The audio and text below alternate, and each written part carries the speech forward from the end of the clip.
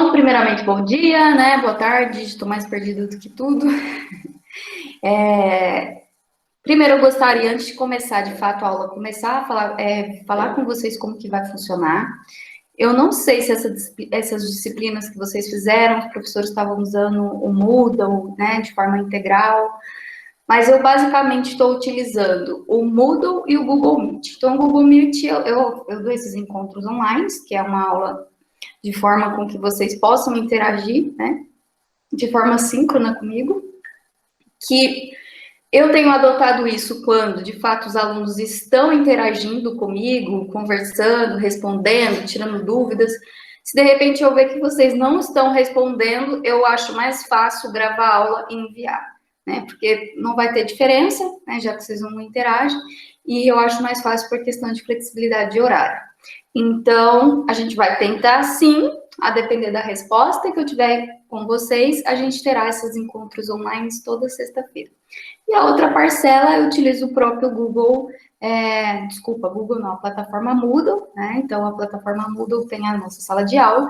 Tudo que a gente fizer, aulas gravadas, até essa aula mesmo, eu vou jogar no Moodle.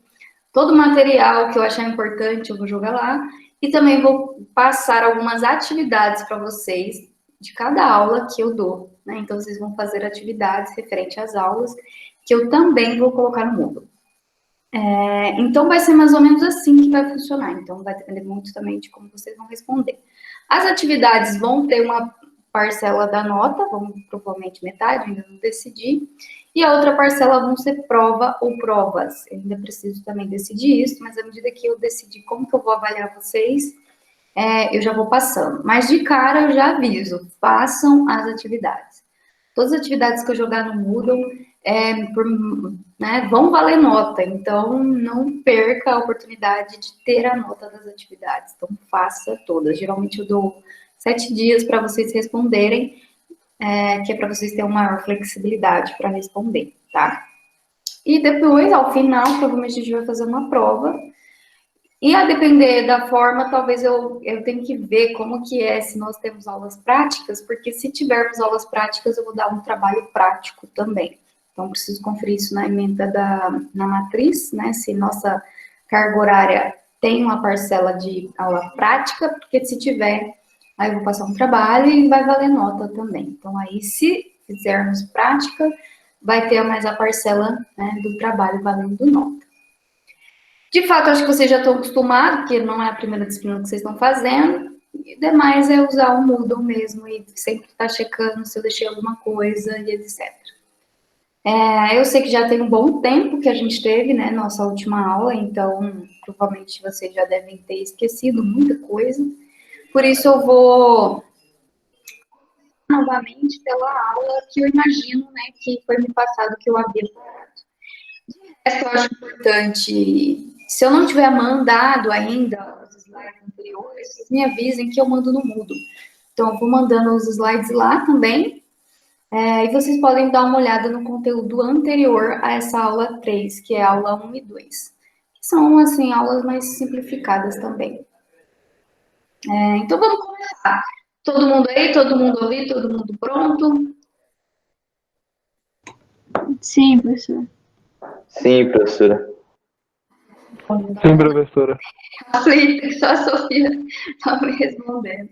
Então tá bom, gente, por favor, participem. É bem importante que vocês participem na aula, que vocês tirem dúvidas, até porque é um conteúdo bem novo para vocês. Talvez vocês tenham visto essas coisas lá há muito tempo na escola, mas é mais uma recapitulação de uns pontos bem importantes, que vão valer para vocês, todo esse conhecimento dessa disciplina vão valer para vocês até final do curso de vocês. Então, vocês vão estar formando e vão estar utilizando tudo isso que a gente está estudando agora, tá? Vamos lá, começando a aula de ciclos biogeoquímicos, né? Então, acho que eu comecei essa aula com vocês, mas vamos lá. Primeiramente, ciclos, né? A gente está falando de ciclos. O que é um ciclo? Praticamente, esses ciclos biogeoquímicos é o que mantém o planeta Terra. Imaginem assim, que o planeta é uma aeronave, né? Que você está no espaço. Se você está numa aeronave no espaço, você precisa de água, de comida, né? Você tem que ter todo um estoque disso na aeronave. Uma vez que acabou e você não conseguiu voltar para a Terra, vão morrer de fome, porque se acabou a água, se acabou a comida, vão morrer de fome. O planeta é incrível justamente por isso, porque nós conseguimos ter água e alimento. Por que conseguimos plantar? Por que comemos e defecamos? Porque não tem água saindo do planeta e nem tem água entrando no planeta. Então, todo o nosso estoque de água está aqui. Os nutrientes que nós, né, alimentamos, que todos os seres vivos necessitam, também estão dentro do planeta. Só que, como é que eles estão dentro do planeta? Eles vão ser encontrados em várias formas químicas. Por exemplo, os seres orgânicos, os seres vivos, eles são constituídos principalmente do elemento carbono, né? Só que daí você encontra o carbono de várias formas na natureza. Então, o carbono do meu corpo, da minha pele, né, do meu organismo, ele é um carbono orgânico. Ele está acoplado a moléculas de proteína, de gordura, né? Então, ele está no formato orgânico. O carbono que está na atmosfera, ele está numa forma inorgânica, que é o CO2, né? O gás CO2, que inclusive esse mesmo gás é utilizado pelas plantas, né? As plantas pegam o carbono da atmosfera e constituem a sua estrutura, né? Então, por exemplo, glicose, a partir da fotossíntese, as plantas utilizam luz solar, utilizam o carbono, o CO2 da atmosfera e se produzem a sua glicose, né? Sua massa corporal. Então, basicamente, é assim que funciona. Só que plantas fazem fotossíntese, então a energia delas provém do sol, né? Só que os seres humanos fazem fotossíntese? Não, de onde que sai a nossa energia? Nós utilizamos energia química. Então, a gente vai comer os alimentos, a energia que estava nos alimentos, que é uma energia química, vai ser utilizada para a nossa locomoção, né? Que é a energia motora. Então, toda a energia que retiramos para a nossa sobrevivência vão vir dos alimentos, né? Que é uma energia química.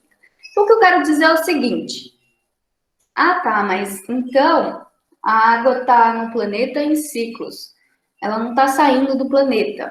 Mas aí eu pergunto, ela está parada? Por exemplo, a água que você bebeu hoje, ela vai ficar o resto da vida no seu corpo? Não, você vai eliminar parte dessa água, né?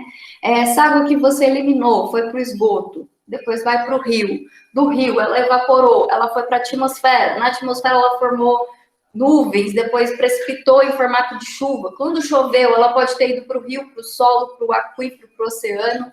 Então, assim, a água está tudo em movimento, não só a água, mas tudo, inclusive o carbono do nosso corpo, né? Das plantas, está tudo em movimento. Uma vez que morremos, o carbono que estava no nosso corpo em formato orgânico, ele vai se decompor, micro-organismos vão decompor, degradar esse carbono orgânico e ele vai voltar a ser um carbono inorgânico. Então, quando eu morrer, o carbono que estava na minha estrutura corpórea volta para a atmosfera. Então, uma vez na atmosfera, outra planta pode capturá-lo, ele volta para a planta, depois entra em outro corpo, ou seja, a vida é isso, a vida só é possível no planeta Terra por conta desses ciclos, dessa mobilidade, desses elementos químicos estarem ou numa forma orgânica, ou numa forma inorgânica, ou no ar, ou no solo, ou na água, então ele está sempre repetidas vezes se locomovendo e se alterando, né? Então, quando você começa a pesquisar ou falar sobre isso, você começa a perceber que nem o nosso corpo é de fato nosso, né? Porque a gente está perdendo células todos os dias e a gente só é possível ter esse corpo porque eu comi. Então, às vezes, um animal que eu matei para comer, ele doeu a vida dele para eu ter a minha. Então, é assim que funciona a vida no planeta. Só existe vida e existe morte.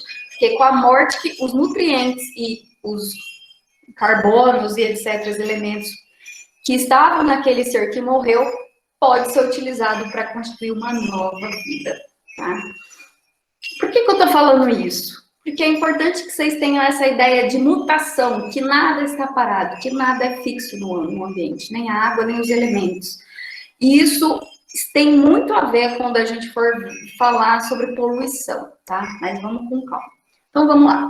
Aqui eu coloquei que ao longo, né, dos ciclos de vários elementos químicos, eles podem estar em componentes bióticos, que são seres vivos, e boa parte são elementos orgânicos, são constituídos de compostos orgânicos, e os abióticos, que são os constituintes da biosfera. Então, é aquele que não tem vida, que é o ar, a água, o solo, os minerais do solo, né? Tudo isso constitui os abióticos, aqueles sem vida. E aí, um não existe sem o outro também. Por exemplo, nós vivemos sem água. Se não tivesse o solo para a gente plantar, teria como comermos? Aí você fala, mas aí eu como um animal. Mas o animal comeu uma planta. Então, tudo começa com a planta. Por mais que você seja carnívoro, o carnívoro comeu o herbívoro. Ou seja, para o herbívoro existir, ele precisou comer uma planta. Então, por exemplo, não existia nem vida no planeta se não fosse o Sol, né? Então, tudo uma questão de interação. O que eu quero que vocês percebam aqui? Que tudo está interligado. E como está tudo interligado, se tem uma poluição no meio disso, vai contaminar todos esses ambientes que eu estou falando. Às vezes, né, o elemento pode ficar muito tempo em determinado estado, em determinado local. Por exemplo, se eu viver 100 anos, boa parte do carbono que está no meu corpo vai ficar aqui por 100 anos. Uma árvore que tenha 200 anos, 300 anos, aquele carbono está ali acumulado por todo aquele tempo. Então, por exemplo, de repente, desmatar toda a floresta do planeta, todo o carbono que estava nas florestas, né, vão passar para a atmosfera. E é mais ou menos isso que está acontecendo hoje quando a gente fala de aquecimento global, o excesso de carbono na atmosfera. O excesso de carbono na atmosfera, ele está ali acontecendo por conta, das vezes, de desmatamento, por conta de queima de petróleo, uma série de fatores. Ou seja, ele deixa de estar naquele estado que ele estava, que seja uma floresta, seja uma pessoa, seja o próprio petróleo que estava ali no subsolo, e passa a estar na forma de CO2 na atmosfera.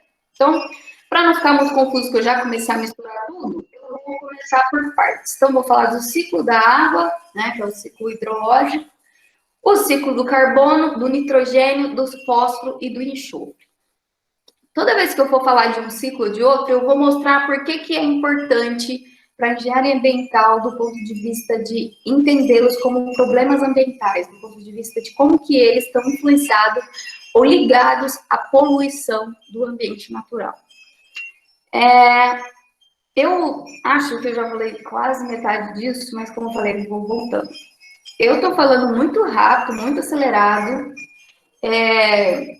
mas eu quero que vocês fique claro para vocês que surgiu uma dúvida ou queiram discutir alguma coisa, é só ligar o áudio e falar comigo, tá bom? E tem horas também que eu vou perguntar, então quando eu perguntar, por favor, não me deixem no vácuo, tá?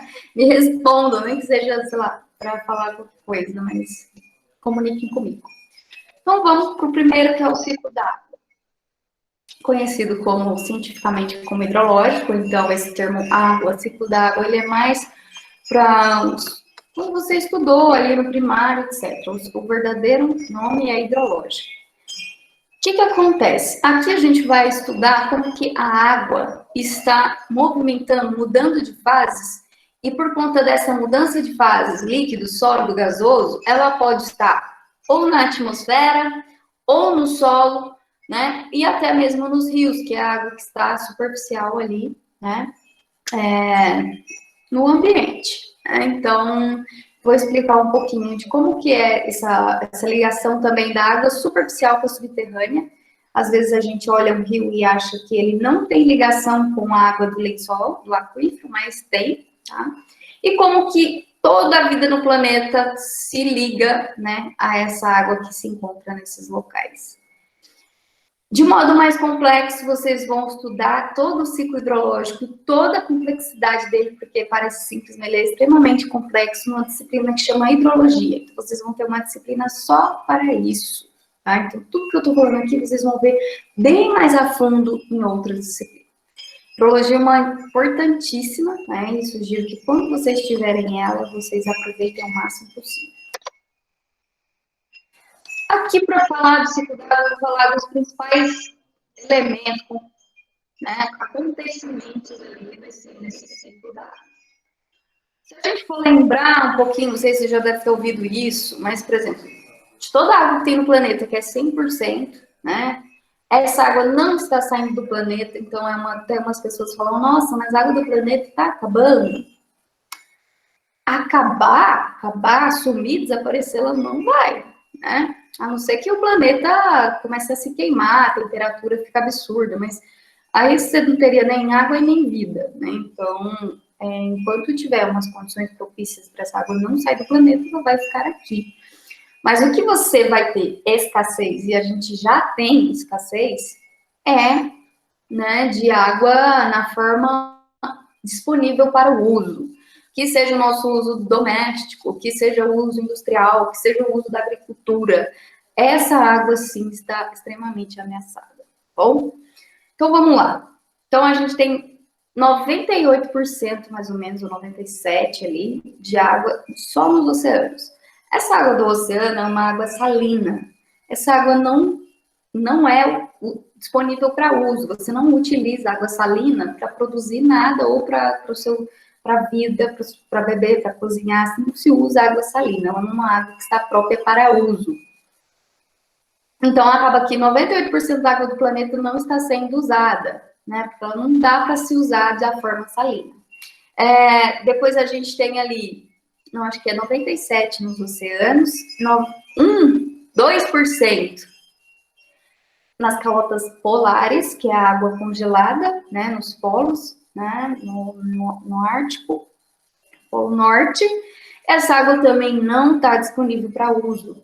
Essa água está congelada, não se dá para usar água congelada, não dá para transportar isso para o resto do planeta. Essa água está aí, e ela tem que ficar ali, inclusive, depois a gente vai falar isso melhor.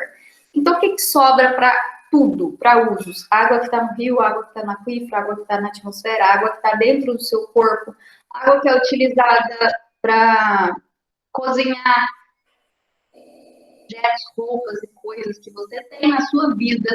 Essa água faz parte do 1%, tá?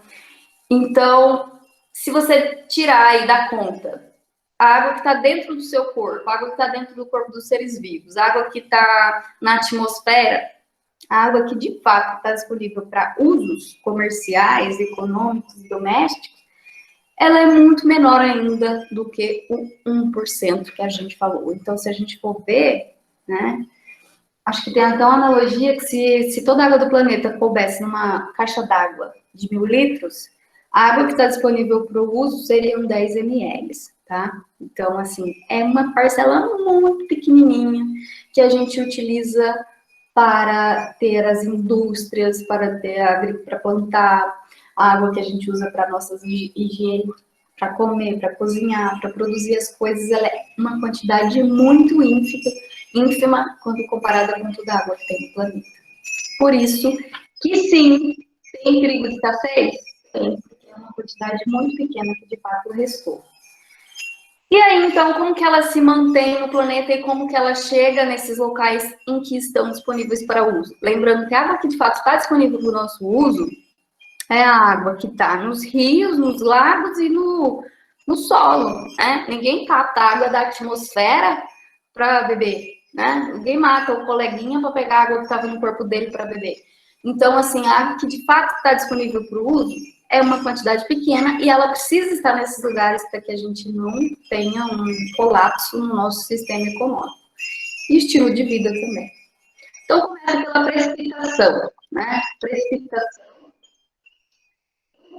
Uma imagem, vamos pegar essa imagenzinha aqui, né? Vou colocar ela grandona aqui. A gente tem, então, vamos lembrar, ó, toda a água que está, né, ali nos rios, nos lagos, nas plantas, vocês transpiram, os seres humanos, os seres vivos transpiram. As plantas também transpiram. Então, a transpiração e a evaporação da água líquida, né, a água dos rios, a água que está na forma superficial, ela está evaporando. Até a água do oceano está evaporando. Então, elas vão formar nuvens em condições muito complexas, que depois vocês vão ver hidrologia, ocorre, então, a chuva, que é o que a gente chamou ali de precipitação.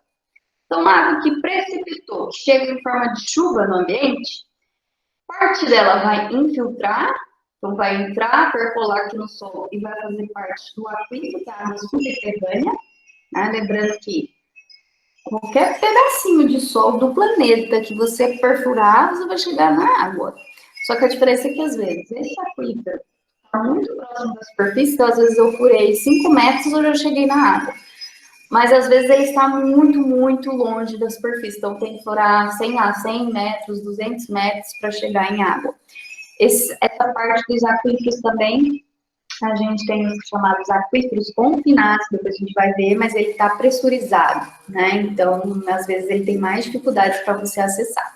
Mas o que a gente tem, então? Aquífero é essa água subterrânea, que vocês devem ter visto lá no sei lá, na quarta série, como lençol freático, né? Então, é a água que está dentro do solo, junto às rochas, né? E pedaços do solo, partículas, tem água. Os rios é água que aflorou. Então, lembra que eu falei que o aquífero muda de profundidade? Então, assim, às vezes ele está muito longe da superfície, mas às vezes o aquífero está tão próximo da superfície que ele aflora, ele sai, né? Então, ele fica superficial, acima do solo. Isso é porque você chegou, às vezes, numa cota tão baixa que aquele aquífero começa a estar disponível. Isso é as chamadas nascentes. Não sei se vocês já viram a nascente, mas na nascente você tem ali a água brotando, né, saindo do solo. Com muitas e muitas nascentes, você começa a ter a formação dos rios. Então, um rio, às vezes, recebe água de várias nascentes. Então, se você olhar um mapa, ou qualquer mapa, abre o Google Maps, começa a dar zoom ali, vocês vão ver um monte de veinhas de riozinhos, que todos estão interligados. Então, só é possível existir um rio por conta de uma nascente que lá atrás começou a formar, juntou com outra, aumentou a quantidade de água até o teu rio grande. Ótimo, né? Essa água sim está disponível, mas, por exemplo, também tem um grande problema com isso. Imagina que eu moro numa cota superior aqui do rio, você mora na cota mais baixa. Eu vim aqui, lancei o esgoto, e você vem aqui embaixo e cata essa água para beber, né? Então, ó, deu problema. Importante lembrar que está tudo interligado. Outra questão, a água que está aqui na superfície, ela vai evaporar, uma parte também vai se manter infiltrada no solo. Viajei muito, mas o que eu queria dizer, choveu, uma parte infiltra e forma os aquíferos, a outra parte o quê? Escoa, né? Então, o que não infiltrou vai escoar.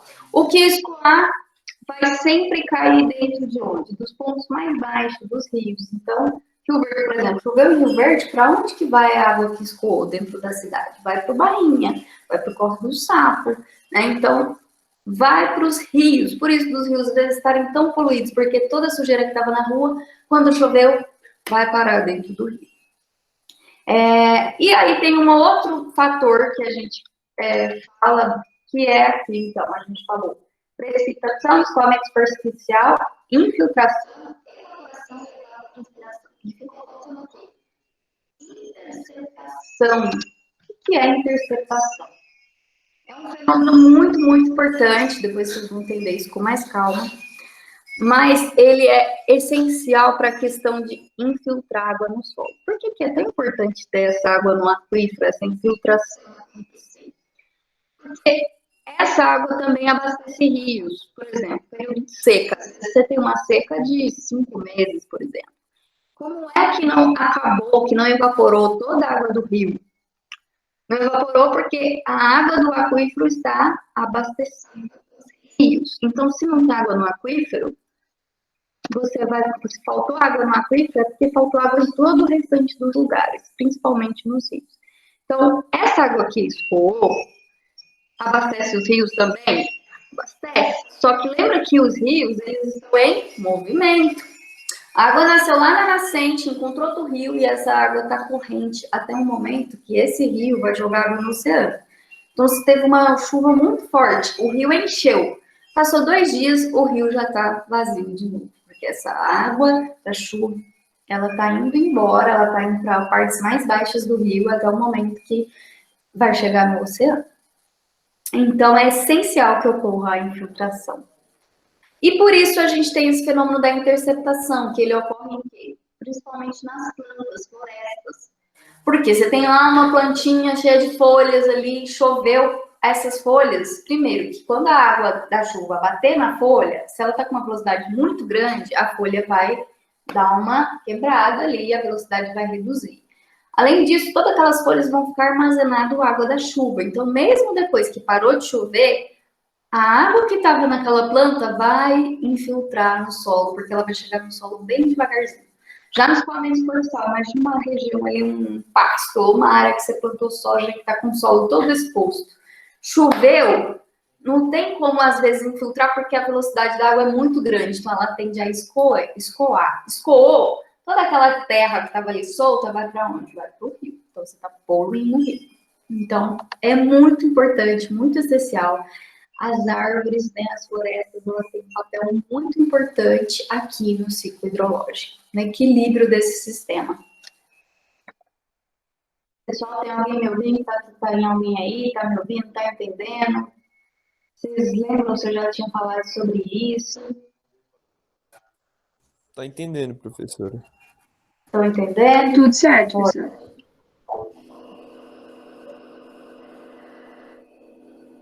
Eu estou em outra página. Então, se for alguma dúvida, pode falar no áudio.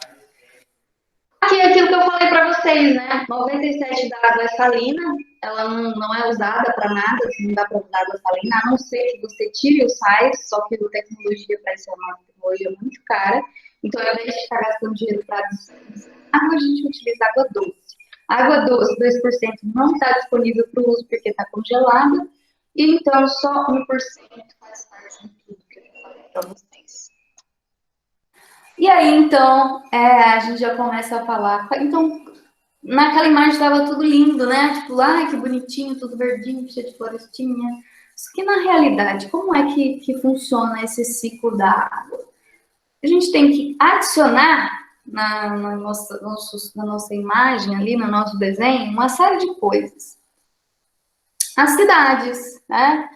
As áreas agrícolas, as áreas matadas, as áreas, sei lá, que eu tirei o solo, uma mineração, essas áreas existem, né?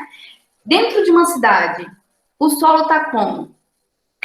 Está asfaltado, está concretado, boa parte da cidade é área impermeável, área construída. Ou seja, lembra que eu falei que a infiltração da chuva, da água da chuva era muito importante? Nas áreas de cidade, isso acontece em uma escala muito pequena. E lembra que eu falei que a água que infiltrou, que está no aquífero, também ajuda a abastecer os rios, os lagos, etc? Então, se a gente olha como que está a questão de crise hídrica, no Brasil a gente já tem crise hídrica, né? Isso daqui acho que é uma imagem, não sei se era 2013, 2014, quando houve aquele problema gigantesco que São Paulo teve uma crise, racionamento de água, passou no jornal. Isso aqui é a imagem do reservatório, né? Reservatório é como se fosse um lago artificial. Um reservatório de água que abastece, chega nas pessoas, é água que é utilizada na indústria e etc. Então, esse sistema é responsável por trazer água para boa parte da população de São Paulo. Como é uma cidade muito grande, boa parte impermeabilizada, você tem uma infiltração muito pequena, você também tem áreas de florestas muito pequenas. E aí, o que acontece? Acaba faltando água, né? Então, se tem um ano, por exemplo, que choveu muito pouco, é um ano que tem um tempo muito seco, você teve um descontrole, né, do ciclo hidrológico, pode sim faltar água, até porque o consumo em São Paulo é gigantesco. Então, parou de ter fontes de renovação de água, tipo no rio, por conta da má infiltração, por conta da falta de chuva, mas, por outro lado, as pessoas não pararam de consumir. Se essas pessoas não pararam de consumir, essa conta não vai bater, é óbvio que vai faltar, né? Se a demanda é maior que a oferta, vai faltar, e é isso que aconteceu, né, em São Paulo. Então, 9 milhões de pessoas, né, acabaram sendo impactadas por conta desse reservatório ter secado. Então, foi falta de chuva e grande demanda, muita gente precisando água. Essa, até hoje, foi uma das crises hídricas maiores registradas. Mas lembrando que não é só São Paulo que tem sofrido com o racionamento. Temos Brasília, esse ano Goiânia já entrou na conta, né? Não vai demorar muito para a nossa cidade estar em problemas com essa questão de racionamento de água. Aqui, né, as vazões, água, volume de chuva e o nível de água dentro do reservatório. Né? Então, aqui você tinha uma quantidade maior de chuva, os níveis estão mais altos. À medida que falta chuva, ó, os níveis vão baixando. Aí, o que vocês olham aqui, por exemplo, em 2014? Em março, choveu, tá vendo? Tem um picozinho aqui, mas o reservatório continuou seco. Por quê? Porque ele já estava sofrendo com baixas, né? Então, às vezes essa água foi para outro lugar, não foi para o reservatório, não filtrou, então ela foi parar em outro canto e não foi suficiente para abastecer aqui o reservatório. Brasília, né? Brasília abastece, esse reservatório abastece em torno de 3 milhões de pessoas. Lembrando que Brasília é uma área pequena ali, um pedacinho ali perto, né, de Goiás ali, que é o Distrito Federal. Embora seja uma região pequena, tem muitas pessoas ali, tem uma densidade populacional gigantesca, né, a área pequena e muita gente. E isso acaba também tornando a quantidade de água disponível naquela região muito pequena em relação à quantidade de gente. Primeiro que o Distrito Federal é uma região de nascentes tem pouca água. Então, ali é um grande problema de falta de água, porque tem muita gente morando ali. Então, excesso de gente, de demanda, né, também é um problema. Além disso, é uma região muito seca, que se isso também pode influenciar. Sem contar também a questão da impermeabilização do solo, desmatamento, coisas que não favorecem, né, a infiltração da água no solo. Aqui é uma shard, né? Não sei se alguém já foi em Brasília, mas Brasília tem as tesourinhas, são os túnelzinhos, né? Entre as vias do trânsito. Quando chove, a água vai parar nas tesourinhas. Fica tudo alagado, não tem como você passar com o carro. E aí, a analogia aqui é que nas barragens, que é os lugares onde você tira água para abastecer a cidade, está seco, mas as tesourinhas estão alagadas. Então, é mais ou menos isso aqui. Quando você tem um desequilíbrio do ciclo hidrológico, o que pode acontecer? Pode faltar água onde precisa de água, que é nos rios e nos lagos, mas pode sobrar água dentro da cidade, que é um lugar que não deveria ter. Não é à toa que nós temos tantos problemas com alagamentos, com enchentes. Isso são problemas, sim, tem muito a ver com as questões hídricas e a forma com que utilizamos o nosso solo. Depois a gente vai ver com mais calma. Isso para vocês verem, né, quais países, como que a água do planeta está distribuída. A água não está distribuída igual, tem regiões, tem países, tem áreas que são desérticas, que tem pouquíssima água. Se você vai no Oriente Médio, eles quase não têm água. Boa parte da água que eles utilizam é água do mar, que eles fazem tratamento. Né? Só que se você olhar o Brasil está no top. Né? O Brasil é o lugar que mais tem água no mundo. E aí eu te falo, por que então, se o Brasil é o lugar que mais tem água, nós estamos tendo problema com água? Estamos tendo problema com água por falta de gestão, por falta de tratamento do esgoto, né? O esgoto, não sei se vocês sabem, a água do vaso sanitário, a água que está saindo da sua casa em forma de esgoto, muitas das cidades não tratam, pega esse esgotão ali e joga direto no rio. Então, você está poluindo o rio que você vai usar depois para captar água para uma indústria, para uma agricultura, para outra cidade. Então, o mesmo rio que você está lançando esgoto, você está usando ele para beber. Então, se eu não tratar o esgoto, eu vou afetar os outros usos. Então, às vezes, tem rios que poderiam estar sendo utilizados que não estão porque estão extremamente poluídos.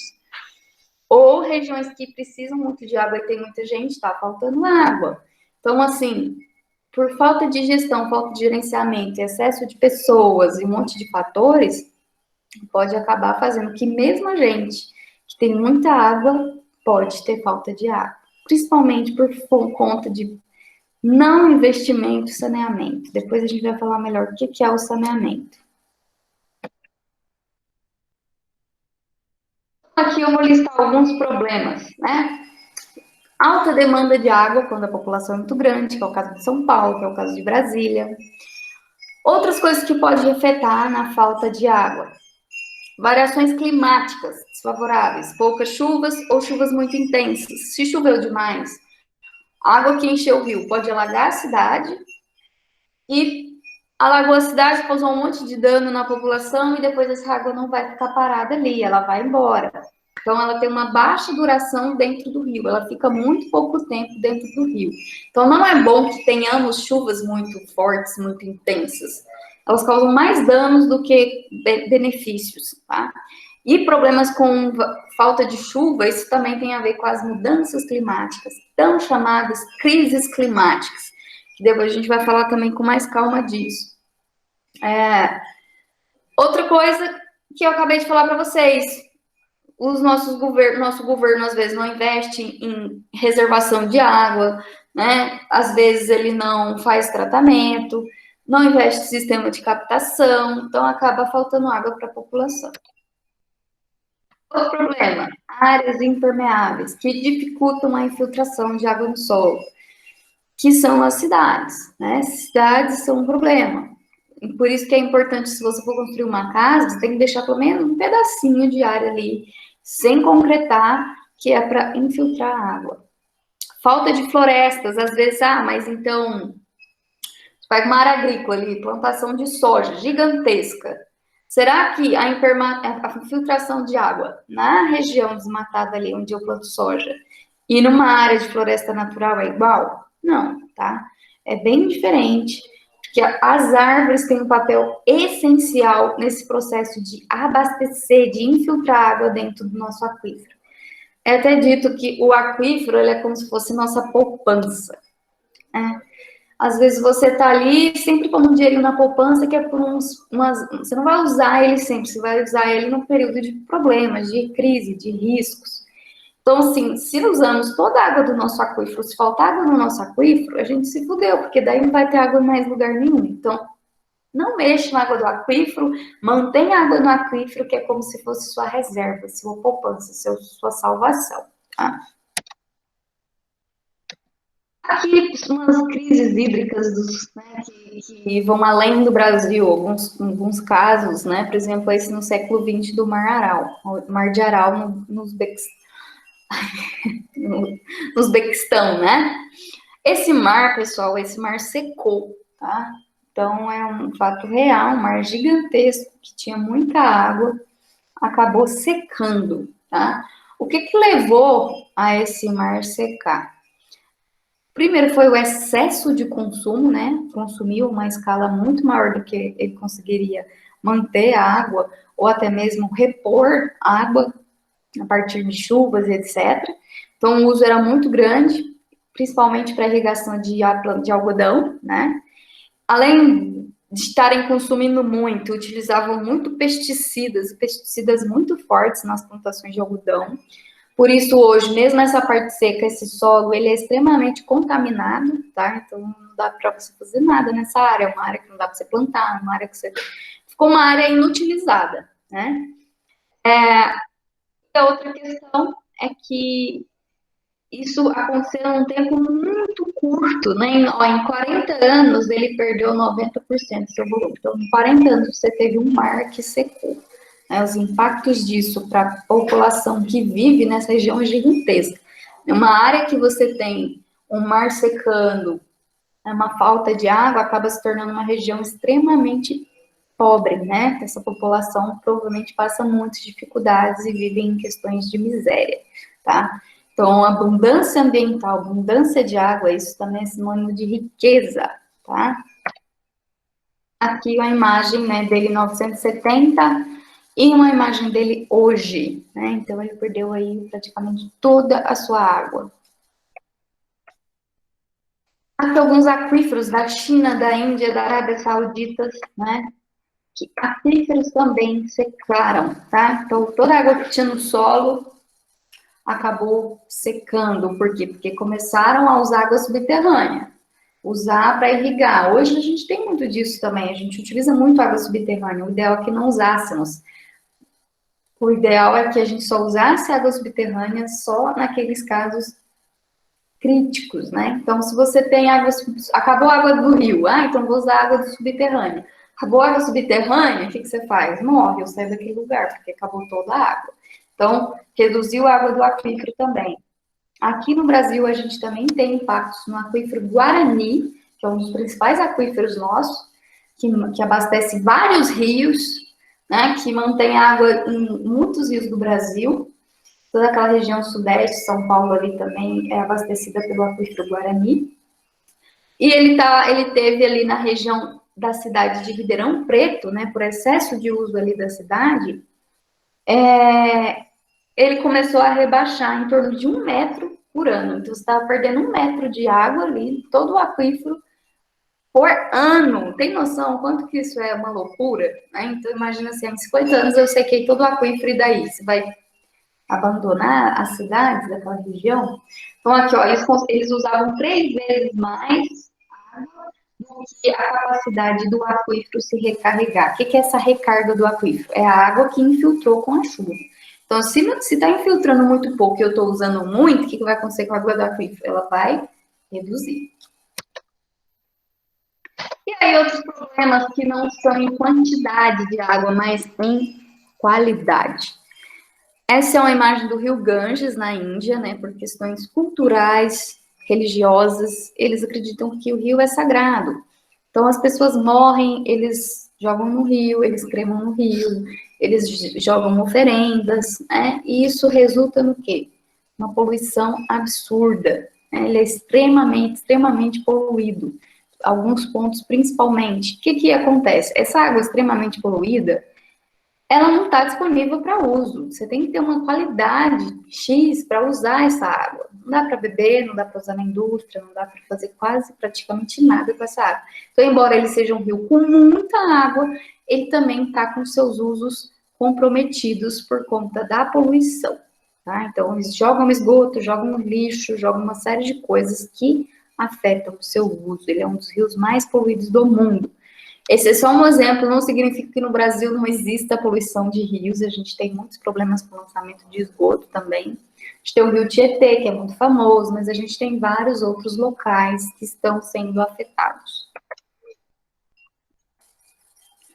Então, aqui só a gente ainda não estudou sobre bactérias fecais, né, que é o que a gente faz medições na água para ver a qualidade, mas aqui, para vocês terem uma noção, ó, tem 30 milhões de contagem de bactérias do intestino fecal em 100 ml de água. Né? Então, essa é a concentração de bactérias que tem nesse rio. O rio Tietê, né, extremamente poluído também, porque além de receber esgoto, ele recebe todo o lixo da cidade de São Paulo. Né? Então, o lixo que estavam nas ruas, que foi jogado, que foi mal gerenciado, vai parar tudo no rio Tietê. Tá? Então, ele é um dos rios também mais poluídos no mundo. O que acontece? Rios poluídos não têm vida, né? Por quê? Porque a vida do rio precisa de oxigênio que está dissolvido na água. Então, os peixes, os micro-organismos, eles precisam respirar. Se eu jogo esgoto, as bactérias vão consumir o oxigênio na hora que elas forem degradar a matéria orgânica, né? Aí as bactérias consomem oxigênio, falta oxigênio para os outros seres vivos, e eles acabam morrendo. Então, rios poluídos não têm vida. O rio Tamisa também sofreu, né, principalmente nos séculos 17, 18, né, 19. Ele também recebia uma quantidade muito grande de esgoto, de lixo. Ele matou muita gente ali de cólera e febre tifoide, milhares de pessoas que viviam em Londres, é um rio que passa em Londres, né? Então, as pessoas dependiam da água dele e ele era extremamente poluído, isso causava grandes impactos na saúde. É importante também que vocês entendam que a água é um grande veículo de doenças. Então, fezes de pessoas doentes, alguns poluentes que vão parar na água causam doença. Então, pessoas que se alimentam, bebem água contaminada, ou usam essa água para as coisas, ela vai passar por problemas de doenças, né? Então, hoje o rio Tamisa, ele foi recuperado, essa é uma imagem dele atual. Como é que, então, eles recuperaram um rio extremamente poluído? Alguém pode me dizer? Vou tirar aqui. O que vocês acham? Como que eu faço para recuperar um rio que está poluído? Alguém pode chutar? Não tenha medo. Eu tinha lido um pouco sobre... Eu acho que dá. Pode falar. Tá, vou falar primeiro. Eu tinha lido um pouco sobre ele e parece que demoraram mais de 100 anos para recuperar ele aos poucos. Exatamente. Primeiro, que demora um tempo gigante. E basicamente você tem que. Alguém tinha falado também, uma menina, não sei quem, mas pode falar. O que você ia falar? Foi a Camila. Mas eu acho que primeiro tem que parar de jogar as coisas que poluem ele nele. Aí depois começa o tratamento. Exatamente. Então, assim, no Rio Thames, eles não pegaram a água, tratou e depois devolveu. Não. Basicamente, o que eles fizeram? Eliminaram as fontes de poluição.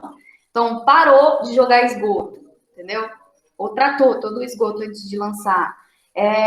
Fez gestão do resíduo sólido na cidade, de modo que o resíduo, que é o que? Resíduo sólido é um termo técnico para lixo, tá? Então, todo o resíduo foi tratado, recuperado, ido para o local correto, porque se esse resíduo está na rua, em algum local, no lote baldio, ele vai parar no rio. Então, eles tiveram que recuperar todo o entorno dele e parar de jogar coisas que estavam poluindo ele. Só que ainda assim, isso tem um tempo grande, né? Porque, não sei se você já ouviu aquele termo de resiliência, as pessoas usam muito isso em frases de efeito, etc. Mas a resiliência, ela é muito comum no ambiente. Então, assim, o ambiente ele tem uma capacidade de se recuperar. Por exemplo, se eu lancei esgoto, bactérias vão degradar o esgoto, só que demora. Se eu não esperei as bactérias degradar e já estou lançando esgoto de novo, não tem bactéria no mundo que vai conseguir fazer isso, entendeu? Então, às vezes não se dá o tempo necessário para o próprio ambiente se recuperar naturalmente. Então, se eu não dou esse tempo, ele não recupera. Aqui, então, começou o início de recuperação no século XX, né? Então, como eram mais de 100 anos. E aí eles começaram a tratar e coletar o esgoto da cidade para não jogar no rio na forma bruta. E aí, com o tempo, né, esse rio foi se recuperando com a própria função dos micro-organismos e etc. E a vida foi voltando para o rio. Hoje ele é um rio, né, que é cartão postal da cidade. Aqui, então, a gente vai falar melhor da gestão de água, de recursos hídricos, mas deu para ter uma noção do que eu queria trazer aqui com o ciclo da água?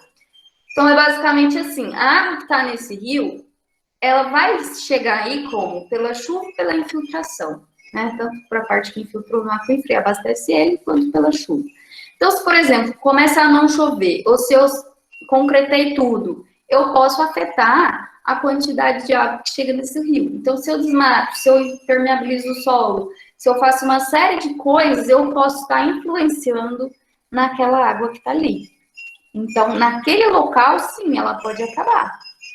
A gente viu que o mar geral secou. Então, assim, a água do planeta não vai acabar, mas ela pode deixar de existir em locais importantes por conta das ações humanas, ações negativas, ações que atrapalham. Então, mais ou menos essa é a ideia. Então, por enquanto, o que eu queria falar do ciclo hidrológico era isso.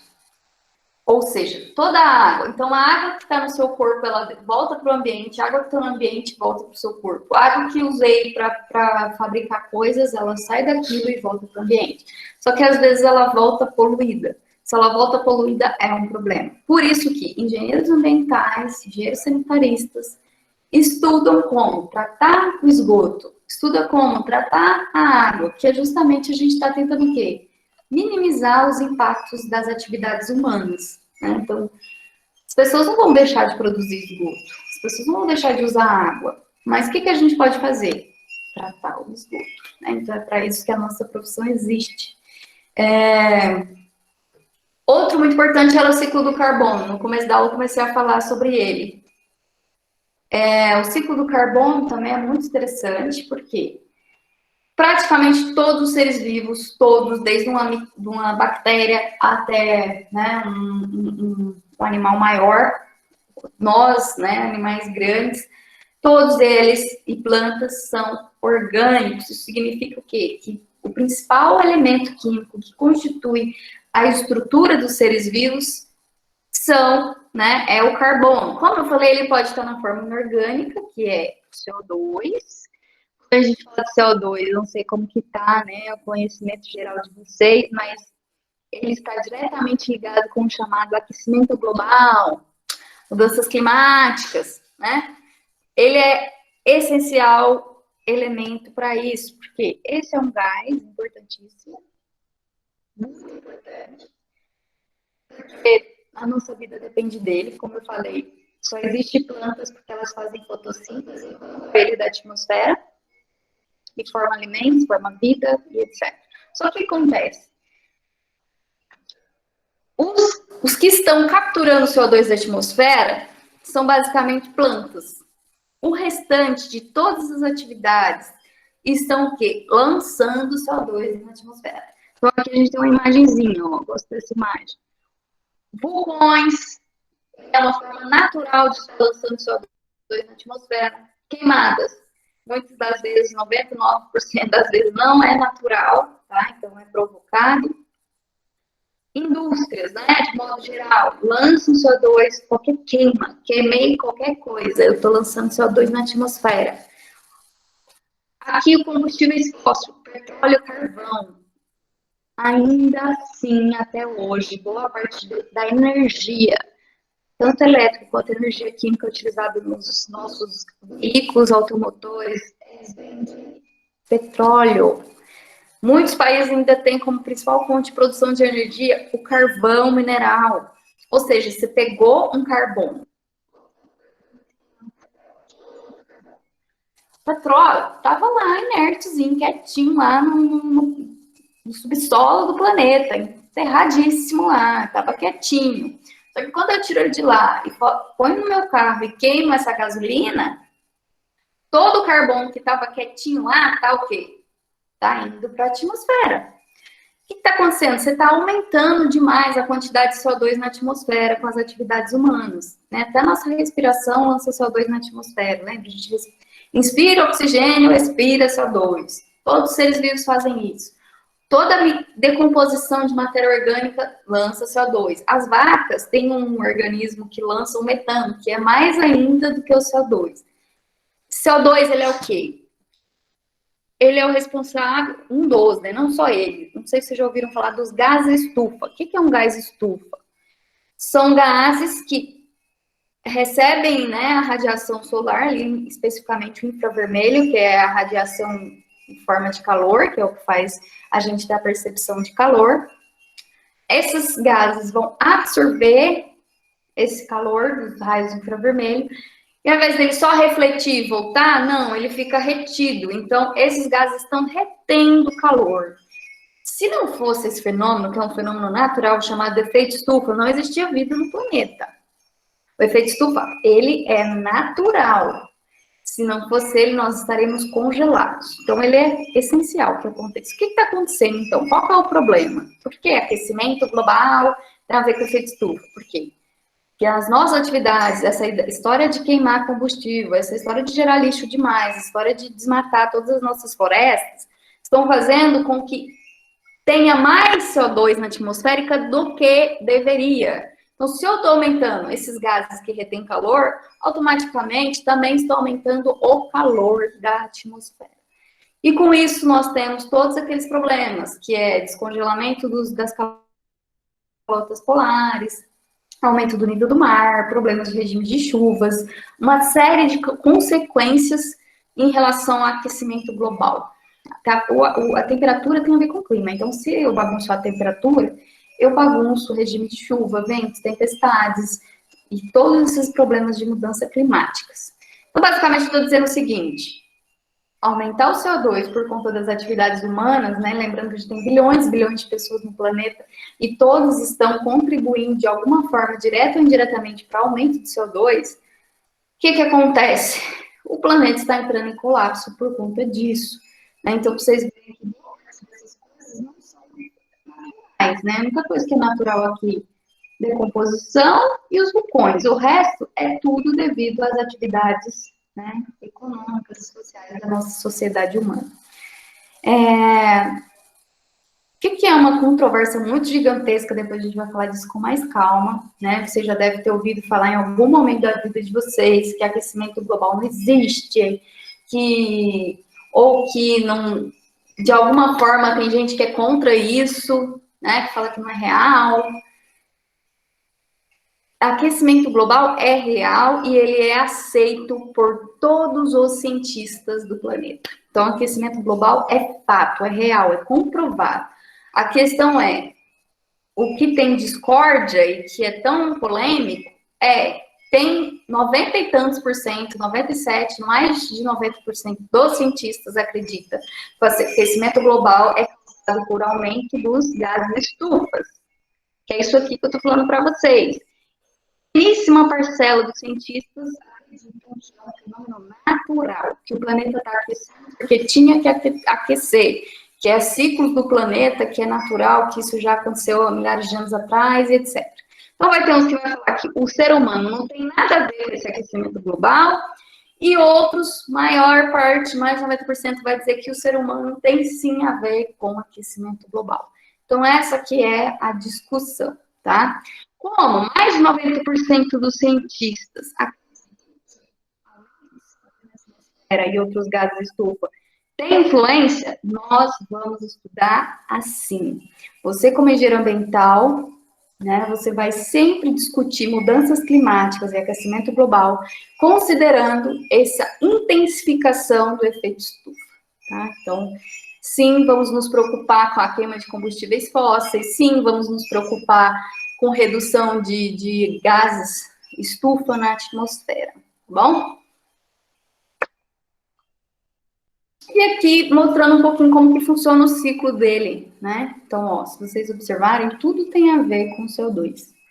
Plantas roubam CO2, fazem fotossíntese, os herbívoros comem as plantas, os carnívoros comem os herbívoros, e quando morrem carnívoros, nós, né, o leão, todos os carnívoros quando morrem, ou qualquer outro ser vivo quando morre, os micro-organismos decompositores vão transformar o orgânico deles em CO2 de novo. Então, volta tudo para cá, tudo vira CO2. As plantas também usam CO2 para fazer fotossíntese, mas em alguns períodos, acho que à noite, né, ela respira oxigênio e inspira CO2 também. Então, as próprias plantas também liberam CO2.